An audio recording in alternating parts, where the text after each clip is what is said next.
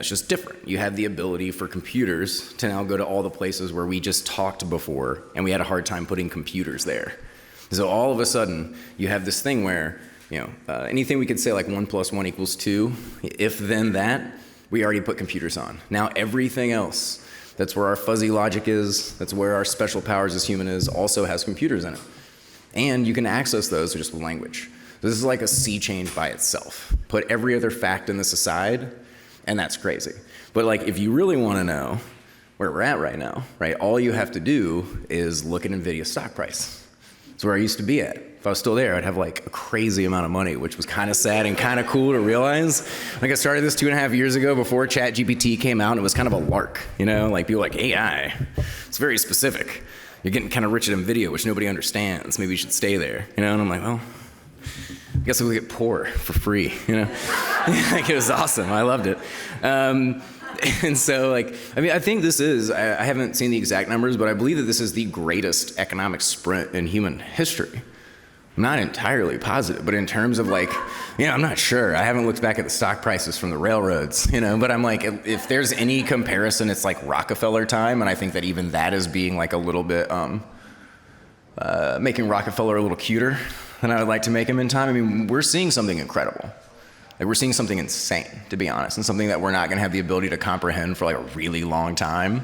And we're going to think it's, almost funny.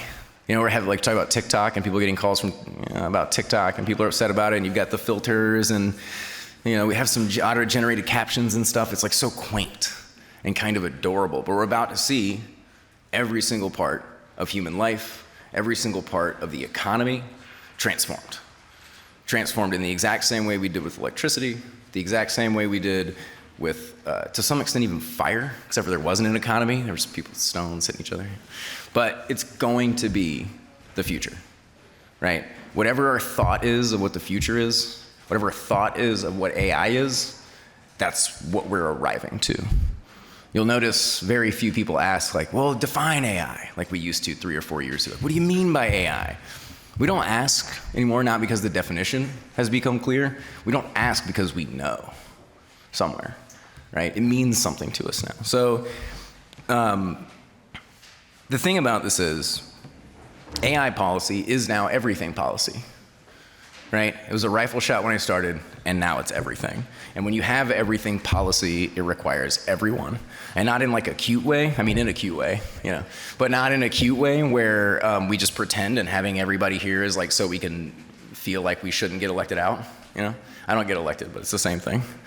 But it's actually people's experiences that matter. This technology is baked from people's experiences. It is our data and then computing power that effectively makes it. It is our experiences that determine how it exists in the world, right? AI is very application-based. You put it one place, it does something totally different. You put it a different place sometimes. You ask one of these chatbots something one way, you can ask it the same way and hit enter 100 times, and it'll say something different over and over again, weirdly enough. If you ask it slightly differently, it definitely does something different, So your experience is valuable both from what the technology does and also how we know what it could do in certain circumstances. I will say something that's been deeply on my mind and something that I believe that everybody in this room is perhaps uniquely tuned to help us do is dream about what the future could be. Because I think to this point, we don't really have much we're aiming for. We have plenty that we're kind of running away from. We have plenty of things that we'd like to see improved from our current environment.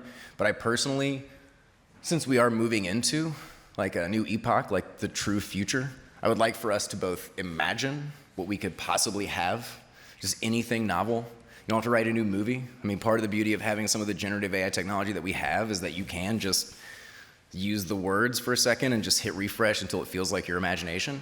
Like, we're gonna have some experiences like that, some tools, but beyond that, it requires kind of like the intentionality and the knowledge that what you imagine is gonna be meaningful, right? There are policymakers in this room, there are leaders in large corporations, there are leaders in AI research itself, right? And what you imagine is gonna be directly imported into what we do from here, because that's what we're currently doing. Right now we talk about Terminator, we talk about WALL-E, We talk about if you're cool, like Escape from New York, I ask. And, but like I would like for us to really look and point and say, oh, maybe it's not cloud cities, maybe it is. Maybe it's flying cars, maybe it's like some earth-forward solar punk stuff. But I would prefer to even have new words to use from here. And it's y'all that are gonna make it up, not me. The whole point of me doing Seed AI, the whole point of our operation, the reason that we have, thanks to our sponsors, Google, Meta, Qualcomm, and Amazon, but because we have such a beautiful and large group here, that's how we can make this happen.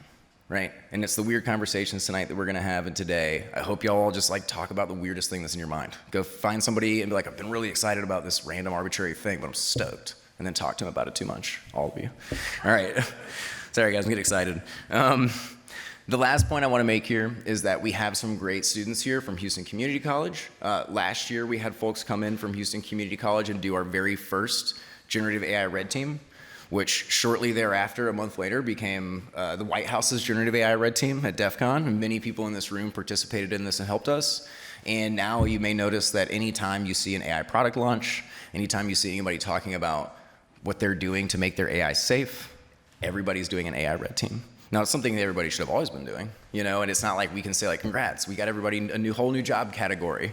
It's certainly not what I'm saying, but something that we have here and we want to see happen is driving that energy towards what we know needs to exist in the world and does not yet. So I'm excited to see today what happens in that way. I'm excited to see what we can do into the future.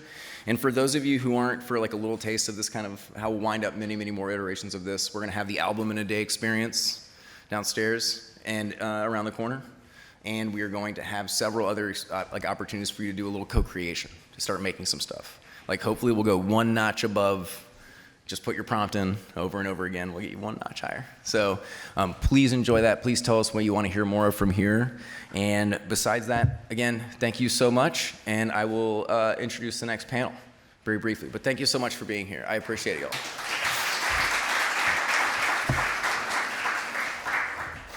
All right.